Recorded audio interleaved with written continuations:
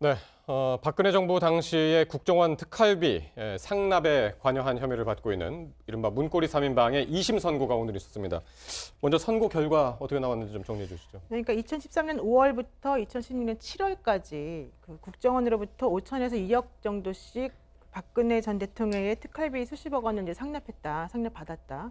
이 혐의였었는데요. 네. 1심에서 구형은 이재만 안봉근 전 비서관에 대해서 징역 5년에 벌금 18억이었는데 네. 실제 그 인정된 형량은 징역 1년, 그러니까 이재만 전 비서관의 경우에는 징역 1년 6개월, 그리고 안봉근 전 비서관은 징역 2년 6월이었습니다. 네. 근데 안봉근 전 비서관은 따로 별도로 그러니까 1,350만 원을 받은 혐의가 추가가 되어서 네. 이제 조금 형이 더 높았고 벌금도 2,700만 원 정도 이제 선고가 됐었습니다. 예. 그리고 정호성 전 비서관의 경우에는 징역 10월에 집행유예 2년이 나왔었는데 예. 2심에서는 이재만 전 비서관에 대해서는 똑같지만 안봉근 전 비서관에 대해서는 벌금이 1억으로 늘었습니다. 그러네요. 네, 왜 그러느냐? 요거 좀 이따 설명드리고요. 네. 그리고 정호성 전 비서관의 경우에도 징역 10월인데 징역 1년 6월로 늘고 집행유예 기간도 1년이 늘면서 벌금이 1억 원 추가됐는데 예. 이게 왜 그러느냐 하면은 2016년 9월 달에 네. 그 박근혜 전 대통령이 잠깐 그러니까 돈 받는 걸 좀 중지해라라고 얘기를 한 적이 있었거든요. 국정원으로부터. 네. 예. 그리고 난 다음에 명절이 되었는데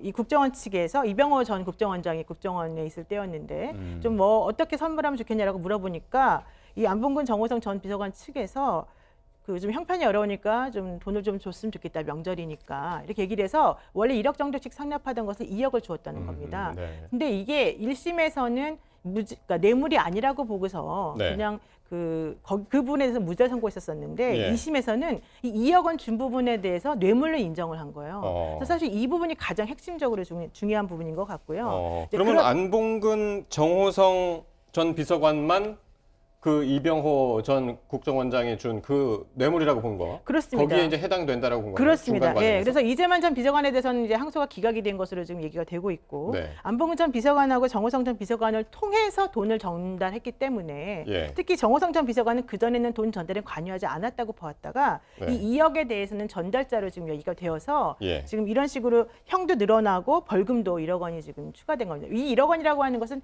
기존의 1억 원을 원래 주던 것을 네. 1억 원 더해서 2억을 주니까 그 차액 1억 원에 대해서 지금 벌금을 말하는 거예요. 어쨌든 그 이재만하고 안봉근 전 비서관은 일단 실형이고 역시 뭐 정호성 비서관도 역시 마찬가지지만 집행유예로. 네, 그렇습니다. 예. 근데 그 연도가 좀 이제 많이 기간이 늘어났네요. 그렇죠. 예. 그러니까 1심에 비해서는. 1심에 비해서는. 근데 뭐 실제 이제 형을 직접 살지 않는다는 점에서는 차이가 없겠지만은 정호성 전 비서관 같은 경우에는 일단 집행유예 기간이 3년이고 네. 또 징역 그 실형의 기간도 10월에서 1년 6개월로 늘어났기 때문에 네. 상당히 이제 훨씬 더 중요해졌다. 근데 이 사건이 그러니까 오늘의 재판이 가장 중요한 포인트 중에 하나는 이렇게 국정원 특활비를 상납한 부분을 뇌물로 인정했다는 네. 게 지금 첫 번째 가장 예. 중요해요. 왜냐하면 예. 이게 나머지 사건들하고도 다 연관이 되어 있기 때문이죠. 네.